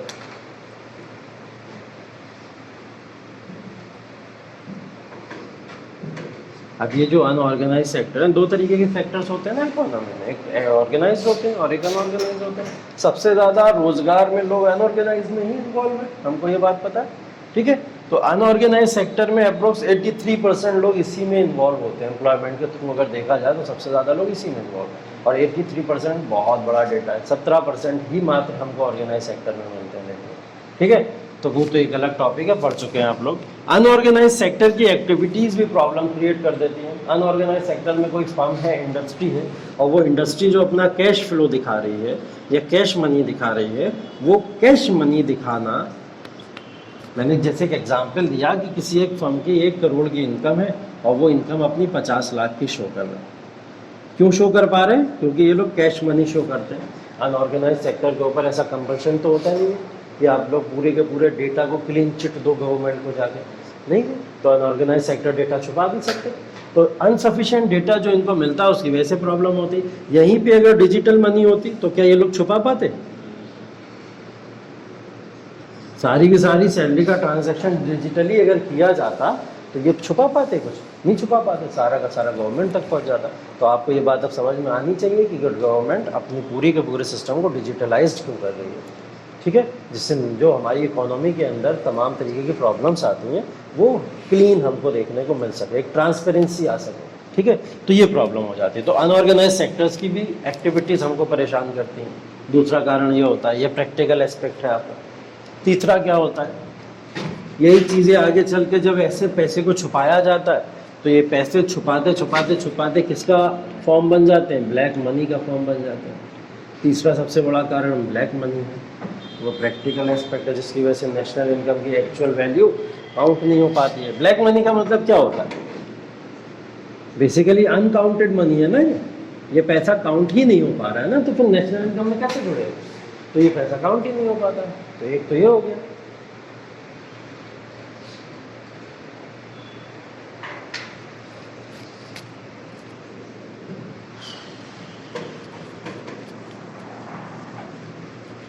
चौथा है वो है, उसको बोलते हैं नॉन मार्केट एक्टिविटीज़। जो सब मार्केट के अंदर हो रहा है, हम लोग यही तो कहते हैं इकोनॉमी की जीडीपी क्या है, नेशनल इनकम क्या है, जो सब मार्केट के अंदर है वही सब तो है। अब जो नॉन मार्केट है, मार्केट के बाहर कुछ अगर ऐसा हो रहा है, वो जीडीपी में या नेशनल इनकम में कैसे काउंट करोगे, नहीं कर सकते ना। तो नॉन मार्केट एक्टिविटीज़ भी कुछ इस तरीके की होती हैं जो आप लोग नेशनल इनकम में काउंट नहीं कर पाते। कैसे नॉन मार्केट एक्टिविटीज़, एक आपने सुना होगा कि कुछ लोग क्या करते हैं, आपस में एक सोसाइटी बना लेते हैं। वो सोसाइटी क्या होती है, रजिस्टर्ड नहीं होती है। जैसे सेल्फ हेल्प ग्रुप तो रजिस्टर्ड होता है, लेकिन एक सोसाइटी कुछ इस तरीके की होती है कि घर की महिलाएं या घर के पुरुष लोग कई आपस में 15-20 इकट्ठे होते हैं और कुछ पैसे कलेक्ट करते हैं कि 100 रुपये तुम दो, 100 रुपये तुम दो, 100 रुपये तुम दो, सब आपस में कलेक्ट करते हैं। और कलेक्ट करने के बाद में महीना आता है तो किसी एक के जिसकी ज़रूरत होती है उसको दे दिए जाते हैं, ठीक है। ये सिस्टम चला करता है ना, ये सब चला करता। तो ये क्या है, ये नॉन काउंटेड मनी है, ये गवर्नमेंट तक नहीं पता चल रही है कि कहाँ जा रहा है ये पैसा, किस तरीके से चल रहा है। ना तो रजिस्टर्ड है, ना तो किसी कंपनीज़ के थ्रू इसको किया जा रहा है, रन किया जा रहा है। हाँ, कोई कंपनी रजिस्टर्ड या रन करा रही है इसको किसी भी तरीके से, तो वो जैसे आप लोग क्या करते हो, अभी क्या कर रहे हैं आप लोग कि फंड्स अपने सारे के सारे मार्केट में लगा देते हो, अपने जो आपके पास में पैसा है वो इन्वेस्ट कर देते हो। अगर इन्वेस्टमेंट आपका रजिस्टर्ड फॉर्म में हो रहा है तो वो मार्केट इकोनॉमी है। लेकिन वो जब अनरजिस्टर्ड फॉर्म में होगा तो क्या वो मार्केट इकोनॉमी होगी, बिल्कुल नहीं होगी। तो ये जो लोग आपस में करते हैं इस तरीके की मनी, ये होती है नॉन मार्केट एक्टिविटीज़। ये मार्केट के अंदर सर्कुलेट नहीं होती, इनसे किसी दूसरे का फ़ायदा नहीं होता है। इससे क्या होता है, सिर्फ सेल्फ फ़ायदे होते हैं। तो नॉन मार्केट एक्टिविटीज़ कौन सी होती है, जहाँ पे सेल्फ कंजम्पशन पे जोर दिया जाए या सेल्फ प्रॉफिट पे जोर दिया जाए, वो नॉन मार्केट एक्टिविटीज़ होती है, ठीक है। आप अपना ही फ़ायदा कर रहे हैं, मार्केट में पैसा जनरेट क्यों किया जा रहा है, फ्लो कराने के लिए। ऐसा थोड़ी किया जा रहा है कि आप उसको कलेक्ट करके अपनी जेब में रखते रहो, इकट्ठा करते रहो, जेब में रखते रहो। ऐसा करते रहोगे तो होर्डिंग बढ़ जाएगी, और जमाखोरी से क्या होगा, बहुत गंदा इन्फ्लेशन आएगा, तबाही मच जाएगी पूरी तरीके से, पता भी नहीं चलेगा, हिडन इन्फ्लेशन होगा। क्योंकि गवर्नमेंट को दिखेगा मार्केट में पैसा नहीं है, लेकिन कुछ लोग पैसा दबाए बैठते हैं, ठीक है। पैसा तो बहुत है मार्केट में, लेकिन गवर्नमेंट को जब ना दिखे तो ऐसा इन्फ्लेशन हिडन इन्फ्लेशन होता है, और ये बहुत खतरनाक इन्फ्लेशन होता है। क्योंकि इससे ये बात पता लगती है कि हमारी मार्केट के अंदर ब्लैक मनी बहुत ज़्यादा है, नेशनल इनकम रिड्यूस होती जा रही है, जीडीपी रिड्यूस होती चली जा रही है, ठीक है। और मार्केट में पैसा लगातार गवर्नमेंट भेज रही है, आरबीआई भी भेज रही है। वो सारे टूल्स जो ये लोग यूज़ करते हैं इन्फ्लेशन बढ़ाने के लिए, वो सारे टूल्स भी यूज़ कर रहे हैं, लेकिन उसके बाद में भी ये पैसा जा कहाँ रहा है। तो जब गवर्नमेंट को इसके बारे में ना पता लगे तो वही क्या कहलाता है, हिडन इन्फ्लेशन कहलाता है। तो यहाँ पे क्या होता है, नॉन मार्केट एक्टिविटीज़ की वजह से ये प्रॉब्लम क्रिएट हो जाती है, जिसकी वजह से नेशनल इनकम की एक्चुअल फॉर्म आप लोग काउंट नहीं कर पाते, ठीक है। ये चौथा रीज़न होता है। हाँ, बीसी कहते हैं जिसको, हाँ वही होता है, जिसके अंदर आप क्या करते हैं, 100 रुपये, 200 रुपये, 500 रुपये सब आपस में कैलकुलेट करते हैं, सब काउंट करके और बाद में डिस्ट्रीब्यूट कर लेते हैं। सेल्फ हेल्प ग्रुप भी यही काम करता है, लेकिन सेल्फ हेल्प ग्रुप क्योंकि रजिस्टर्ड होता है तो उसके लिए काउंटेड मनी ही काउंट होती है वहाँ पे, ठीक है। तो वो मार्केट इकोनॉमी है, ठीक।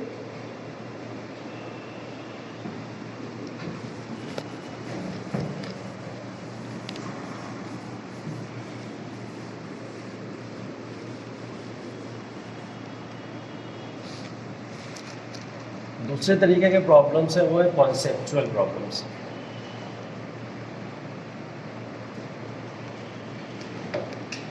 कॉन्सेप्चुअल प्रॉब्लम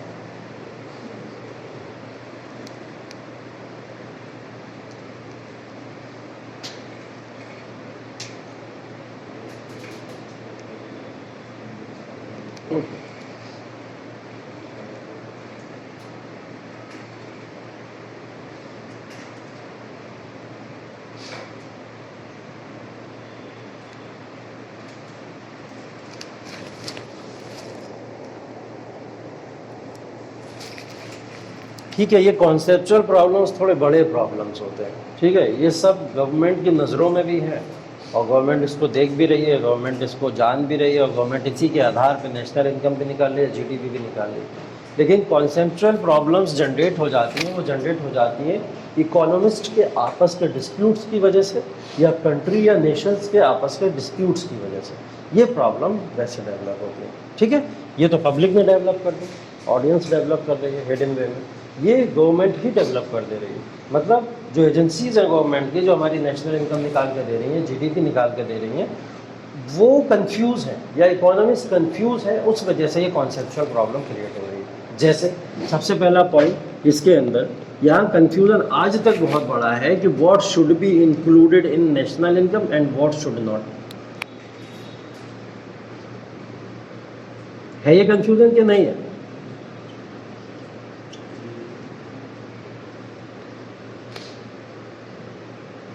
कि क्या नेशनल इनकम में काउंट किया जाए और क्या नेशनल इनकम में काउंट ना किया जाए, ये समस्या अभी भी है। इन्होंने बोला है नेशनल इनकम वो इनकम है कि अब देश की इकोनॉमी के अंदर जो भी नॉर्मल रेजिडेंट हमारे हैं या हमारे भारतीय लोग जो भी इनकम को जनरेट कर रहे हैं, वो सभी की income, everybody's income will be counted in national income. सभी की इनकम को नेशनल इनकम बना दीजिए, इन्होंने ऐसा बोला। ठीक है, लेकिन फिर भी डाउट है कि नेशनल इनकम में ये आना चाहिए, ये नहीं आना चाहिए, ये आना चाहिए, ये नहीं आना चाहिए। वो क्या है? हाउस होल्ड सर्विसेज क्या नेशनल इनकम में आती हैं? महिलाएं घर में जो काम कर रही हैं, अगर वो पुरुषों के मुकाबले देखा जाए तो 100 गुना ज़्यादा करती हैं। पुरुष जो बाहर एफर्ट्स कर रहे हैं उससे ज़्यादा महिलाएं एफर्ट्स करती हैं। ठीक है, तो जो हाउस होल्ड सर्विसेज है हमारी, वो हाउस होल्ड सर्विसेज कभी भी नेशनल इनकम का पार्ट नहीं होते। जैसे डोमेस्टिक वर्क को ले लीजिए आप, डोमेस्टिक वर्क घर में काम कर रही हैं महिलाएं, कभी काउंट होती हैं? नहीं होती हैं, आपकी नेशनल इनकम का पार्ट नहीं होती। तो इन्होंने बोला आप तो कह रहे थे सभी की इनकम काउंट करेंगे। अब महिलाएं जो घर में काम कर रही हैं, अगर उनको पैसा नहीं मिल रहा उसके बदले में, एवज में नहीं दिया जा रहा है, तो फिर आप उसको नेशनल इनकम में काउंट नहीं कर रहे। पहली बात तो ये हो गई। डोमेस्टिक वर्क का दूसरा एग्जाम्पल इस तरीके से भी लिया जाता है, जैसे बुआ यहाँ पे काम करके आती है। ठीक है, बुआ की इनकम के नेशनल इनकम में काउंट होगी? कभी नहीं काउंट होगी, बिल्कुल नहीं काउंट होगी। वो तो उनको पर्सनल एक्सपेंडिचर के हिसाब से पैसे दे दिए जाते हैं, लेकिन वो नेशनल इनकम का पार्ट नहीं बनती, क्योंकि वो डोमेस्टिक वर्क है, घरेलू काम है, और घरेलू काम कभी भी नेशनल इनकम में नहीं काउंट किया जाता है। तो अभी भी कई इकोनॉमिस्ट में मतभेद है इस बात को लेकर कि नहीं, डोमेस्टिक इनकम को भी काउंट करो नेशनल इनकम में, और कुछ कहते हैं नहीं करना चाहिए। ठीक है, इस तरीके के मतभेद है, क्योंकि नेशनल इनकम या हाउस होल्ड सर्विसेज को जब डोमेस्टिक वर्क को इसमें काउंट किया जाएगा नेशनल इनकम में, तो नो डाउट नेशनल इनकम बढ़ेगी ना, तो नेशनल इनकम को बढ़ी हुई दिख सकती है। तो कुछ इकोनॉमिस्ट कहते हैं इसे नेशनल इनकम को बढ़ा के दिखाने के लिए कुछ लोग ऐसा कहते हैं, ऐसा नहीं होना चाहिए। ठीक है, क्योंकि वो उनकी ड्यूटी होती है, उन्हें घर में काम करना होता है। लेकिन कुछ इकोनॉमिस्ट कहते हैं ड्यूटी तो फिर पुरुषों की भी होती है, उनको भी बाहर जाके काम करना होगा। तो ये ड्यूटी वाला कॉन्सेप्ट बना कौन रहा है? ये पैट्रियार्कल सोसाइटी वाला कॉन्सेप्ट क्यों बना रहा है ना? चाहे महिलाएं काम करें, चाहे पुरुष काम करें, घर का काम कोई भी करे, डोमेस्टिक वर्क की एक वैल्यू होनी चाहिए। ठीक है, तो उस डोमेस्टिक वर्क की वैल्यू के आधार पर उसे नेशनल इनकम में काउंट किया जाना चाहिए। इस बात को लेकर हमेशा मतभेद चलता रहता है। तो कॉन्सेप्चुअल प्रॉब्लम सबसे बड़ी क्या है? यही है कि आप नेशनल इनकम में क्या घरेलू वर्क को काउंट करेंगे या नहीं करेंगे। ठीक है, पहली प्रॉब्लम। दूसरी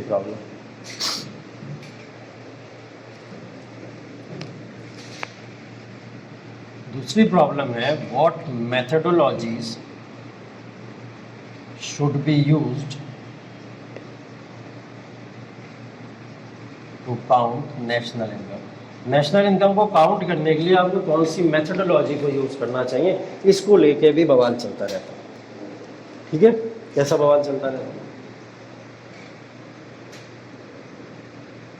कैसा बवाल चलता रहता है, मेथडोलॉजी कैसे अलग अलग है नेशनल इनकम की। कुछ लोग बोलते हैं कि भाई मार्केट प्राइस पे काउंट करके दो हमको, कुछ लोग कहते हैं नहीं फैक्टर कॉस्ट अच्छा है। ठीक है, तो कुछ फैक्टर कॉस्ट पे लड़े मरे पड़े हैं, कुछ मार्केट प्राइस पे लड़े मरे पड़े हैं। तो यही सब क्या जनरेट कर रहा है, कंफ्यूजन जनरेट कर रहा है ना इकोनॉमी के बीच में, कि नेशनल इनकम को काउंट करने के लिए या एस्टिमेशन ऑफ ग्रोथ को काउंट करने के लिए आपके पास में ये डिसीजन नहीं ले पा रहे हैं आप कि फैक्टर कॉस्ट पे करें या मार्केट प्राइस पे करें। तो अभी तक यही कन्फ्यूजन चल रहा, तो यहाँ पे लिख दो factor cost and market price का जो कन्फ्यूजन है इसको लेके भी अभी तक ये विचार किया जाता है कि नेशनल इनकम किस पे काउंट की जाए, या हमारी एस्टिमेशन ऑफ ग्रोथ या ग्रोथ जो है हमारी किसके ऊपर काउंट की जाए। ठीक है,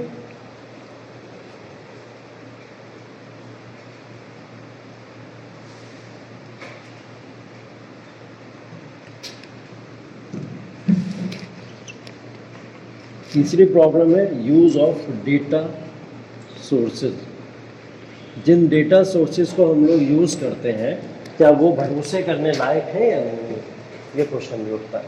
ठीक है, ये भी क्वेश्चन उठ जाता है। क्यों उठ जाता है, जैसे CSO की बात करी थी हम लोगों ने, CSO हमारी नेशनल इनकम वगैरह ये सब चीज़ें काउंट करके देता है, और उधर हम लोग NSO की भी बात की तो जो हमारा अनएम्प्लॉयमेंट से लेके पॉवर्टी से लेके ग्रोथ की जो भी बातें करते हैं। ठीक है, तो इनके ऊपर भी कुछ एजेंसीज डाउट करते हैं। जैसे मिनिस्ट्री ऑफ कॉर्पोरेट अफेयर्स है MCA 21, ये मिनिस्ट्री बनी थी, इसने जब इकोनॉमिक ग्रोथ और नेशनल इनकम को काउंट किया तो फ़र्क आया, बहुत बड़ा फ़र्क आया। CSO और NSO जो काउंट कर रहे हैं उनके डेटा में और इसके डेटा में फ़र्क आया। तो जब ये फ़र्क आया तो ये क्वेश्चन और बन गया कि जो डेटा सोर्सेज आप हमको प्रोवाइड करा रहे हो सही भी करा रहे हैं या गलत करा रहे हैं। तो एजेंसीज के ऊपर भी डाउट है, इसलिए नेशनल इनकम को लेकर ये कॉन्सेप्चुअल प्रॉब्लम्स है जो हमेशा एस्टिमेशन ऑफ नेशनल इनकम के बीच में या आड़े आती है। ठीक है, ये कुछ प्रॉब्लम्स हैं जो एस्टिमेशन ऑफ नेशनल इनकम के बीच में आया करती हैं। इन सब से कैसे पार पाया जाए, ये प्रॉब्लम सॉल्व कैसे होंगे, सॉल्यूशन क्या है इन प्रॉब्लम का। अगर इसको हम लोग देखें कॉन्सेप्चुअल प्रॉब्लम का बता दो क्या सॉल्यूशन होना चाहिए। डिजिटलाइज किया जाए पैसे को सारा, चलो ठीक है, वो तो वहाँ पे बात कर ली थी प्रैक्टिकल सॉल्यूशंस में हम लोगों ने कि मनी को डिजिटलाइज कर दिया जाए। तो चलो डोमेस्टिक वर्क को ऐड कर देना चाहिए नेशनल हाउस होल्ड वर्क, लेकिन कुछ लोग तो कहते हैं इससे नेशनल इनकम बढ़ी हुई दिखेगी बहुत, दूसरे देश ऐसा करते नहीं हैं तो हम लोग क्यों करें, ऐसा बोलते हैं। हाँ हाँ, देखो जब इकोनॉमी अर्थव्यवस्था की बात आती है या पैसे रोकने की बात आती है तो इक्वलिटी सब धरी रह जाती है, फिर महिलाएं पुरुष देखा ही नहीं जाता कि कहाँ महिलाएं हैं कहाँ पुरुष, नहीं देखा जाता। फिर क्या देखा जाता है इकोनॉमी में, सिर्फ और सिर्फ धन कैसे उत्पन्न होगा, पैसा कैसे उत्पन्न होगा, बस उसकी बात की जाती है इकोनॉमी के अंदर। हम लोग तो सिर्फ उसी के ऊपर बात करते हैं। इक्वलिटी तो सारा का सारा काम किसका है, करो बात सोसाइटी की, करो बात सोशल इश्यूज़ की बात करो, इन सब चीज़ों की बात करो। लेकिन इकोनॉमी में जनरेशन ऑफ मनी या जनरेशन ऑफ रोकड़ा, इसी को बोला जाता है इकोनॉमी है। इकोनॉमी के अंदर ये जो इक्वलिटी वाला कॉन्सेप्ट है ये आप लोग मेंस वाले कॉन्सेप्ट में लगा सकते हैं, प्रीलिम्स वाले कॉन्सेप्ट में कहाँ लगाओगे, यहाँ नहीं लगा पाओगे, है ना। तो इस वाले कॉन्सेप्ट को, हाँ डोमेस्टिक वर्क को सिर्फ महिलाओं के बेसिस पे थोड़ा बोला जा रहा है कि महिलाओं के वर्क होते हैं, डोमेस्टिक वर्क तो पुरुष भी करते हैं बेचारे, कुछ बेचारे नहीं मतलब करना चाहिए करना चाहिए। तो कुछ मूवी तो करते हैं, ऐसा भी तो है कि ज़रूरी थोड़ी सी महिलाएं करती हैं, कुछ पुरुष भी करते हैं डोमेस्टिक वर्क। ठीक है, तो वो डोमेस्टिक वर्क तो सभी कहा जाता है। डोमेस्टिक वर्क क्या, हाउस होल्ड वर्क ये नहीं है कि मजदूर को आप बुला के लाया कि भाई हमारे यहाँ पेंट कर दो, आ जाके वो आएगा पेंट करेगा करके चला गया, 100 200 400 500 रुपये जो भी दी हमने दे दी। ये क्या काउंट हो रहा है, क्या नहीं काउंट हो रहा है ना, बिल्कुल काउंट नहीं हुआ। तो ये काउंट नहीं हुआ ना, तो मजदूर जो काम कर रहे हैं वो भी तो काउंट नहीं होता। यहाँ पे पुरुष महिला की तो बात ही नहीं। हाँ, उस कॉन्सेप्ट से आप कह सकते हो कि महिलाएं सबसे ज़्यादा डोमेस्टिक वर्क में पार्टिसिपेट करती हैं। इस बेसिस पे अगर आपको समझना तो अंडरस्टैंडिंग बना सकते हो अपनी, लेकिन हाँ आप इसको कहीं नाम नहीं दे सकते कि महिलाएं ही सिर्फ हाउस होल्ड या डोमेस्टिक वर्क करते हैं। ठीक है, चलिए और अगर हम बात करें ये प्रॉब्लम सॉल्व कैसे होंगी, तो सिर्फ एकमात्र सोल्यूशन हमारे पास में ऐसा है कि जिससे ये सारी प्रॉब्लम सॉल्व हो जाएंगी। वो सोल्यूशन ये है कि हम लोग काउंट ही ना करें। है? नहीं, ये सोल्यूशन नहीं है। सोल्यूशन एक्चुअल में ये है कि इस नेशनल इनकम या जीडीपी को जब आपको काउंट करना हो तो आप मेजर्स देखिए दूसरी कंट्रीज के, दूसरी कंट्रीज कैसे काउंट कर रही है, डेवलप टाइप ऑफ कंट्रीज कैसे काउंट कर रही है। आप देखिए यूएसए अपनी इकोनॉमी को या नेशनल इनकम को या जीडीपी को कैसे काउंट करता है।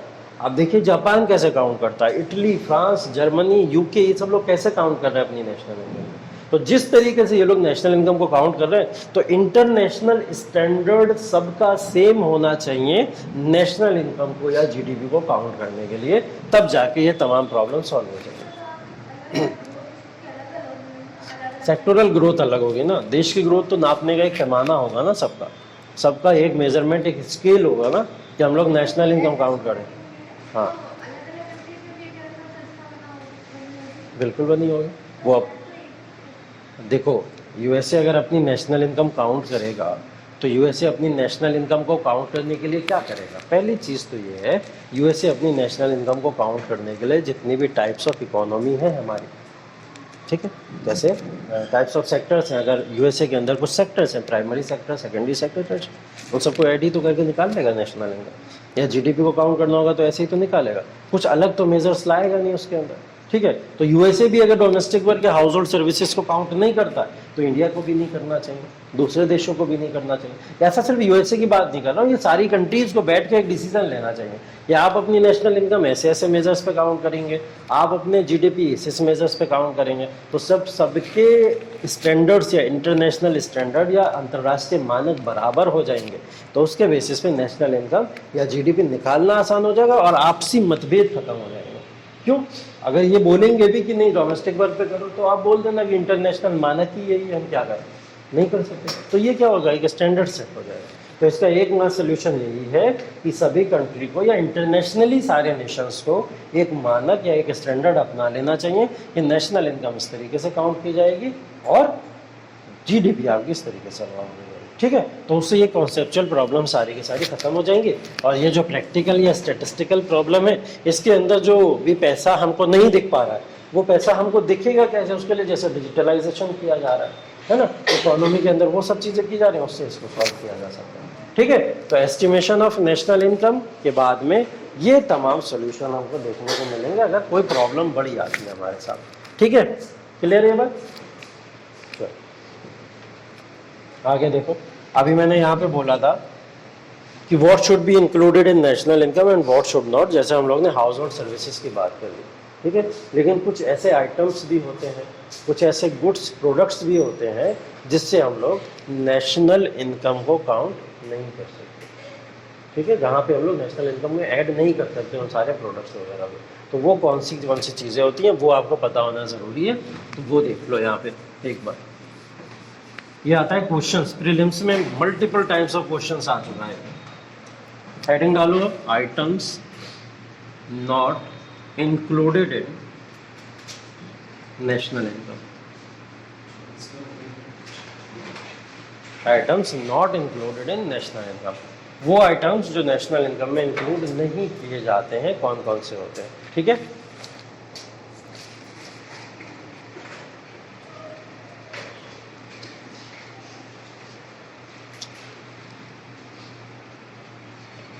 सबसे पहला पता है आप लोग को, इंटरमीडिएट गुड्स काउंट किए जाते हैं,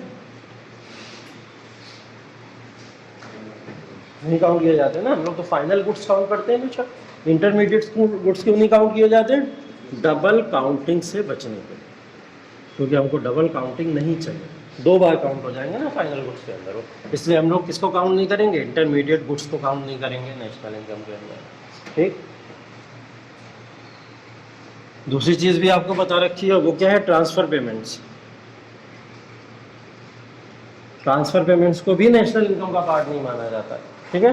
तो ट्रांसफर पेमेंट्स जो भी होते हैं वो पार्ट नहीं माने जाते। क्यों नहीं माने जाते हैं, कोई कारण बताओ।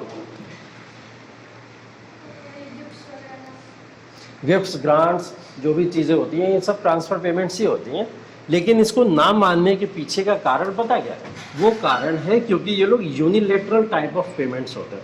यूनिलेटरल टाइप ऑफ पेमेंट्स का मतलब सिर्फ एक तरफ से पेमेंट हो रहा है, दूसरी तरफ से तो कोई ट्रांजैक्शन ही नहीं मिल रहा। तो जब यूनिलेटरल हो, सिर्फ एक तरफ से ट्रांजैक्शन हो, तो वो कभी भी आपका नेशनल इनकम का पार्ट नहीं बन सकता। ठीक है, अब ऐसे यूनिलेटरल कौन कौन से पेमेंट होते हैं उसके एग्जाम्पल बताइए ज़रा मुझे, कि सिर्फ एक तरफ से पेमेंट हो रहा है और दूसरी तरफ से पेमेंट ना हो रहा हो, ट्रांजैक्शन सिर्फ और सिर्फ एक दिशीय है, सिर्फ एक दिशा में हो रहा है, दूसरी दिशा में नहीं हो रहा। वो ग्रांट्स हो गए, ग्रांट्स हो गए, हाँ, जैसे आपने बोला ग्रांट्स के फॉर्म में दे दो, गिफ्ट्स के फॉर्म में दे दो, ठीक है, वो हो सकते हैं। हाँ, स्कॉलरशिप मिलती है, वेरी गुड, स्कॉलरशिप मिलती है, स्कॉलरशिप मिलती है आपको, ये भी एकदम यूनिलेटरल है, ट्रांसफ़र पेमेंट का ही एग्जाम्पल है। और गिफ्ट्स एंड ग्रांट्स भी हैं इसके। पेंशन आएगी, पेंशन आएगी ना, pension one of the part, ये जो ट्रांसफ़र पेमेंट का ही पार्ट होगा और जिसको हम लोग इसके अंदर काउंट कर सकते हैं। और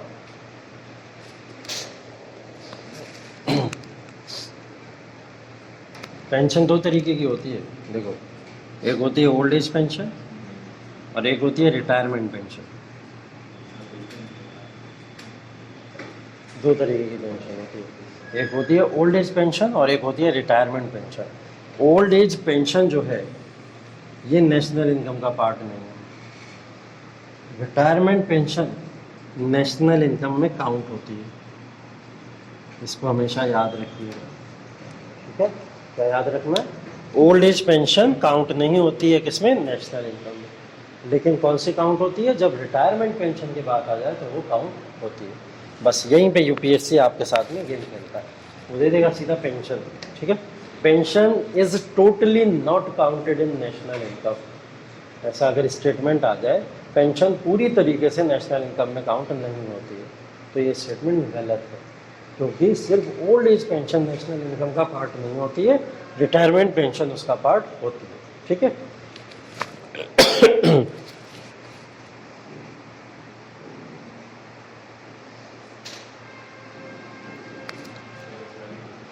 बेरोजगारी भत्ता, हाँ बिल्कुल, एकदम लिख लो उसका एग्जाम्पल। अनएम्प्लॉयमेंट अलाउंसेस भी होते हैं, जो बेरोजगारी भत्ता मिलता है आप लोगों को, कि आप पढ़े लिखे जाहिल कहलाते हैं यहाँ पे, ठीक है। तो मतलब पढ़ लिख तो गए लेकिन पैसा कमाने के लिए आपके पास में साधन ना हो, तो वो बेरोजगारी भत्ता, तो अनएम्प्लॉयमेंट अलाउंसेस भी होते हैं, ठीक है। अभी कुछ समय पहले एक न्यूज़ बहुत चली थी, एक बंदे की लॉटरी लगी थी, कुछ 1 करोड़ या 5 करोड़ की कोई लॉटरी लगी थी, 1 करोड़ की लगी थी, हाँ। तो 1 करोड़ की उसकी लॉटरी लग गई थी, वो टिकट खरीदा करता था लॉटरी के 50-50, 100-100 रुपए के, 10-10 रुपए, उसकी लॉटरी लग गई अचानक 1 करोड़ रुपए की, ठीक है। बड़ी खुशी की बात है, रिक्शा वाला था बेचारा, उसकी 1 करोड़ की लॉटरी लग जाए, ठीक है। बाद में रोने लगा, वो बोला इससे अच्छा मैं पहले ही था, मेरी लॉटरी ना लगती, इससे अच्छा। तो बोले क्यों रो रहे भाई, क्या हुआ? बोले सारे रिश्तेदार मेरे घर पे खड़े रहते हैं, मुझे पैसे दो, मुझे पैसे दो, मुझे पैसे दो। बोले मुझे अपना घर छोड़ के भागना पड़ा इसके चक्कर में, मैं इतना परेशान हूँ, अपने सुकून से ज़िंदगी नहीं जी पा रहा हूँ, ठीक। तो पैसा है तो अच्छी चीज़, लेकिन सब संभाल नहीं पाते, ठीक है। इसलिए पैसा उन्हीं के पास में जो लोग संभाल पाते हैं, प्रॉब्लम ये, ठीक। तो यहाँ पे जो लॉटरीज होती हैं वो भी उसका पार्ट नहीं है, ठीक है। नेशनल इनकम का पार्ट लॉटरीज भी नहीं। और मैं बोल रहा हूँ फॉरेन रेमिटेंसेज अगर आ रहे हैं, फॉरेन रेमिटेंसेज का मतलब अगर विदेशी सहायता आ रही है आपके पास में, तो वो क्या पार्ट होगी? नेशनल इनकम का नहीं पार्ट होगी, क्योंकि वो यूनिलेटरल पेमेंट है 100%, ठीक है। तो ये सब समझ आ जाना चाहिए आपको कि क्या पार्ट होगा इसका, क्या पार्ट नहीं होगा। चलो, ट्रांसफर पेमेंट्स के बाद में तीसरा देख लेते हैं, वो है कैपिटल गेंस। कैपिटल गेंस भी नेशनल इनकम में इंक्लूड नहीं किया जाता है।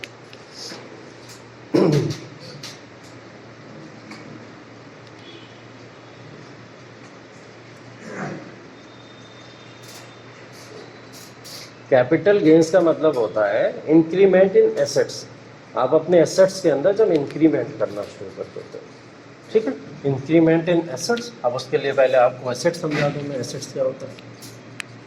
एसेट्स होता है समेशन ऑफ वेल्थ, और वेल्थ क्या होता है? धन, पैसा, मनी, बस सब वही है। कैसी पार्शियल होती है?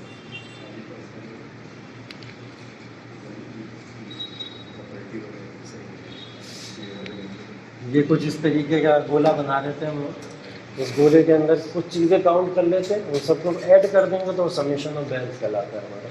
ठीक है, जैसे हमारे पास में लैंड होता है या प्रॉपर्टी होती है, वो क्या है हमारा? वेल्थ। ठीक है, हमारे पास में मनी होती है, मनी क्या है हमारा? वेल्थ है। मनी के बाद हमारे पास में गोल्ड होता है, गोल्ड क्या है हमारे लिए? वेल्थ है। गोल्ड के अलावा हमारे पास में डायमंड होता है, ये क्या है हमारे पास? वेल्थ। हमारे पास मतलब मेरे पास है नहीं, ठीक है, मैं इकोनॉमी की बात कर रहा हूँ, कहीं तुम लोग मेरे यहाँ छापा पढ़वा दो कि सर क्या तो डायमंड पढ़ाओ। ठीक है, ये सब क्या है? इन सारी चीज़ों को मैं ऐड कर दूँ अगर, तो ये समेशन ऑफ वेल्थ नहीं बन जाएगा। और summation of wealth is called as assets. ठीक है, यही सब बातें हमारी एसेट्स कहलाती हैं। पैसा और रोकड़े के अलावा जितनी भी प्रॉपर्टीज़ या फिर आपके एसेट्स के फॉर्म में गुड, जितने भी हमारी गुड्स होती हैं, अदर टाइप्स ऑफ, जैसे गोल्ड हो गया, डायमंड्स हो गया, ये सब चीज़ें किसका पार्ट बन जाती हैं? आपके एसेट्स का पार्ट बन जाती हैं। तो मैंने क्या बोला? कैपिटल गेन्स नेशनल इनकम में काउंट नहीं होते। कैपिटल गेन्स क्या होते हैं? जब हम लोग एसेट्स का इंक्रीमेंट करें तब वो कैपिटल गेन्स होते हैं। तो एसेट्स के इंक्रीमेंट की बात बता दो क्या हो जाएगी? इसी के तो इंक्रीमेंट की बात कर रहा हूँ मैं। मतलब मैंने क्या करा? गोल्ड बढ़ा लिया, डायमंड बढ़ा लिया मैंने, तो ये कैपिटल जो गेन कर रहे हैं हम लोग, ये कभी भी नेशनल इनकम का पार्ट नहीं होता। ठीक है, आपके पास में सोना है, मुबारक हो आपको, अच्छी बात। ठीक है, उसके अंदर बढ़ोतरी करना, कम करना, वो कभी भी नेशनल इनकम का पार्ट नहीं होता। ठीक है,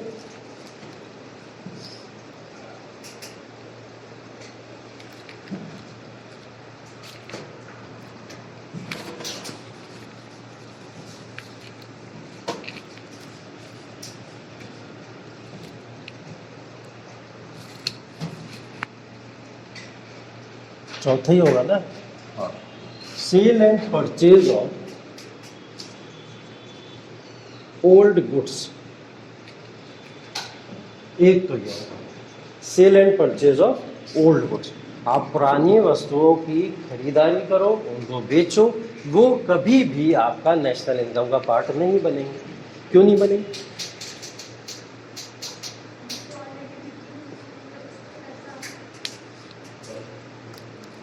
ये वही वाला कॉन्सेप्ट हो गया एक तरीके से कि हम लोग इंटरमीडिएट और फाइनल गुड्स को जैसे पढ़ते हैं हम लोग। ठीक है, कि फाइनल गुड्स तो ऑलरेडी हम लोग काउंट कर ही लेते हैं, तो इंटरमीडिएट क्यों करें हम लोग? तो ये कुछ इसी तरीके का हो गया। ओल्ड गुड्स को हम लोग वापस से फिर से काउंट नहीं करेंगे नेशनल इनकम। ये 1 साल हुआ, अभी 1 साल का पूरा फाइनेंशियल ईयर कंप्लीट नहीं हुआ। एक प्रॉपर्टी पड़ी हुई थी, किसी पर्सन ने, किसी एक्स पर्सन ने वाई पर्सन को वो प्रॉपर्टी 5 लाख में भेज दी। ठीक है, वो 5 लाख में बेच दिया, आ गया, वो नेशनल इनकम का पार्ट आ गया। अभी वो नई गुड्स थी, अब वो उसने क्या करा, उसे पसंद नहीं आई, उसने फिर से किसी को बेच दी, फिर 5 लाख में बेची गई वो प्रॉपर्टी। तो क्या हम लोग ऐसे 5-5 करके 10 बार काउंट करते रहेंगे क्या? ऐसे तो नेशनल इनकम बहुत चली जाएगी। तो बोले जो ओल्ड गुड्स हैं, अब वो लैंड हो जाए आपकी, प्रॉपर्टी हो जाए आपकी, या किसी भी तरीके की गुड्स हो जाए, उनको आप कभी भी इसके अंदर काउंट नहीं करोगे। ठीक है, लेकिन अब मेरे को एक बात बताइए कि जब कोई भी लैंड को यहाँ पे बेचा जाता है तो यहाँ पे कोई ब्रोकर बीच में आ जाए, वो ब्रोकर उसको बिकवा रहा है, ब्रोकर उसको बिकवा रहा है 5 लाख की प्रॉपर्टी बेचने के लिए, उसको ब्रोकर की सहायता लेनी पड़ी, तो यहाँ पे ब्रोकर अपना कमीशन लेता है ना। बहुत कॉन्सेप्ट चलता है आजकल, तो बहुत कॉमन है, किसी की प्रॉपर्टी को बिकवाने के लिए ब्रोकर कमीशन चला जाता है। ठीक है, जिसको दलाली खाना कहते हैं प्रैक्टिकली। ठीक, तो ये अब ऑफिशियल होता है, ऐसा नहीं है कि जो एक वर्ड है दलाल और ये ब्रोकर, ये एक ऑफिशियल वर्ड है। और यहाँ पे ब्रोकर्स जो होते हैं वो ऑफिशियली रजिस्टर्ड होते हैं, और रजिस्टर्ड होने के बाद में वो लोग ये सब काम कराते हैं। ठीक है, तो प्रॉपर्टी के बहुत बड़े बड़े योद्धा ब्रोकर्स ही होते हैं आज के समय में, जो प्लाटिंग करते हैं सारे के सारे लोग। ठीक है, तो ब्रोकर्स कमीशन इसमें से जो होगा, जितनी भी बार प्रॉपर्टी बिके, 1 बार बिके, 2 बार बिके, 3 बार बिके, 4 बार बिके, जितनी बार ब्रोकर्स का कमीशन आता जाएगा, ये ब्रोकर्स कमीशन नेशनल इनकम में काउंट होता रहेगा। ठीक है, लेकिन sale and purchase of old goods इसमें काउंट नहीं होगा। ठीक है, ब्रोकर का कमीशन काउंट होगा, और पुरानी वस्तुओं को इंडिविजुअल इनकम है उसमें, हाँ उसकी इंडिविजुअल इनकम है, इसलिए वो काउंट।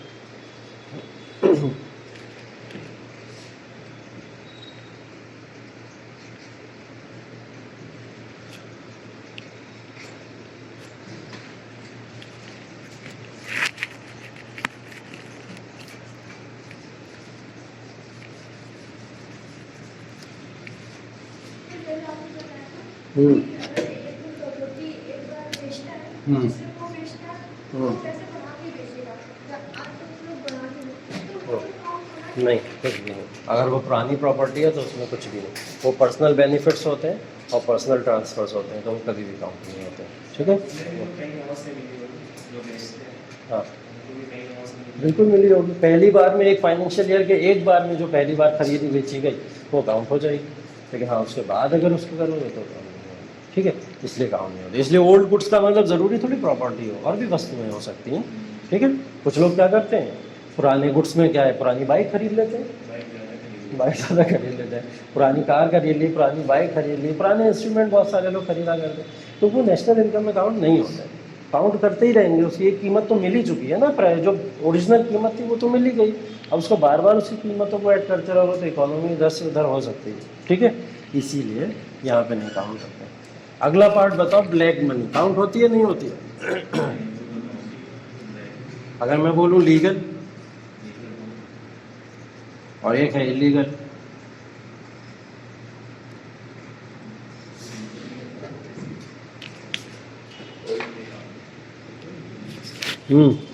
अगर मैं बोलूँ ब्लैक मनी लीगल है और एक है इलीगल, तो कौन सी काउंट होगी?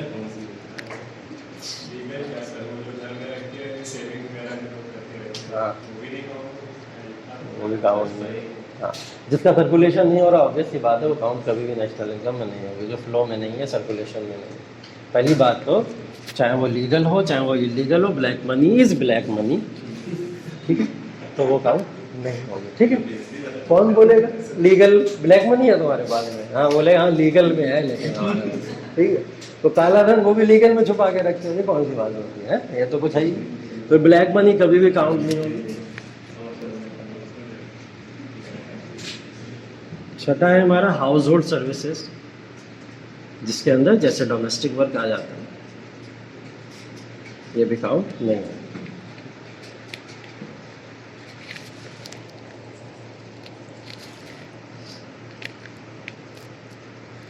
क्या लगता है आप लोग को, हाउस वाइफ सर्विसेज मिलनी चाहिए डोमेस्टिक वर्क के लिए? महिलाओं को वेतन मिलना चाहिए या नहीं मिलना चाहिए?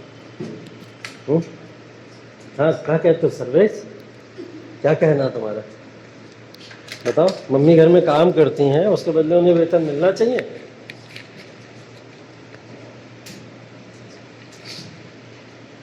नहीं मिलना चाहिए? तू कह रहा नहीं मिलना चाहिए, इसलिए इतना इमोशनल टच करके पूछा मैंने। अगर मम्मी की बात कर लो तो शायद कहते हाँ है, लेकिन तब भी कह रहा नहीं मिलना चाहिए। नहीं मिलना चाहिए क्यों? पापा देंगे इसलिए क्या फायदा? वैसे मिलता रहता। हाँ, पापा मम्मी को ही तो ला के देते हैं, तो वो भी तो वही हो गया ना, है उनको तो मिल ही जाता है किसी ना किसी। पापा अपनी बहनों को दें, पापा बहनों को दें या भाई बहनों को दें? तो भाई बहनों को दें। अच्छा, तो भाई पहले खुद तो अनएम्प्लॉयमेंट अलाउंस से बाहर निकले, बेरोजगारी भत्ता खुद उन्हें मिल रहा है, वो तुमको आके इनकम दे, है? कैसी बातें कर रही हो तुम? हाँ सरकार से लेके तुम्हें देना है, वहाँ मुश्किल उनको 500 रुपये महीना मिल पा रहा है, वो भी तुमको दे दे। 500 में एक रिचार्ज करते हैं अपना, एक गर्लफ्रेंड का रिचार्ज करते हैं, ठीक है, उसमें तुमको कहाँ से दे ला के वो बेचारे, हैं? कैसे देंगे? हैं? प्रैक्टिकल सोचो थोड़ा, कैसी बात है? चलो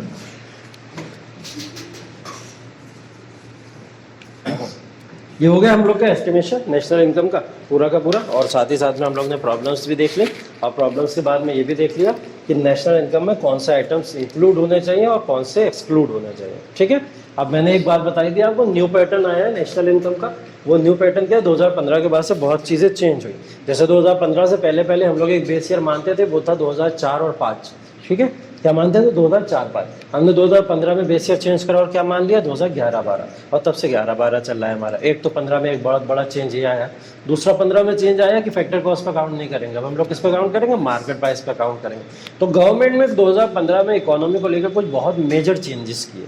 उस मेजर चेंजेस का क्या इम्पैक्ट पड़ा हमारी इंडियन इकोनॉमी के ऊपर, पॉजिटिव इम्पैक्ट भी देखना है हमको और नेगेटिव इम्पैक्ट भी देखना है कि नेशनल इनकम का एस्टिमेशन जो बदला गया जो फैक्टर कॉस्ट से मार्केट प्राइस करा गया या जो बेस ईयर को चेंज किया गया, उससे क्या हमारे पास सकारात्मक प्रभाव है और क्या नकारात्मक प्रभाव है, इसको देखेंगे कल के क्लास में। और साथ ही साथ में कुछ करंट इवेंट्स के टॉपिक्स भी हम लोग उठाएंगे चैप्टर के लास्ट के, जो इस साल की न्यूज़ में ज़्यादा से ज़्यादा रहे होंगे। ठीक है, कल ये चैप्टर आपका फिनिश हो जाएगा। Okay, thank you so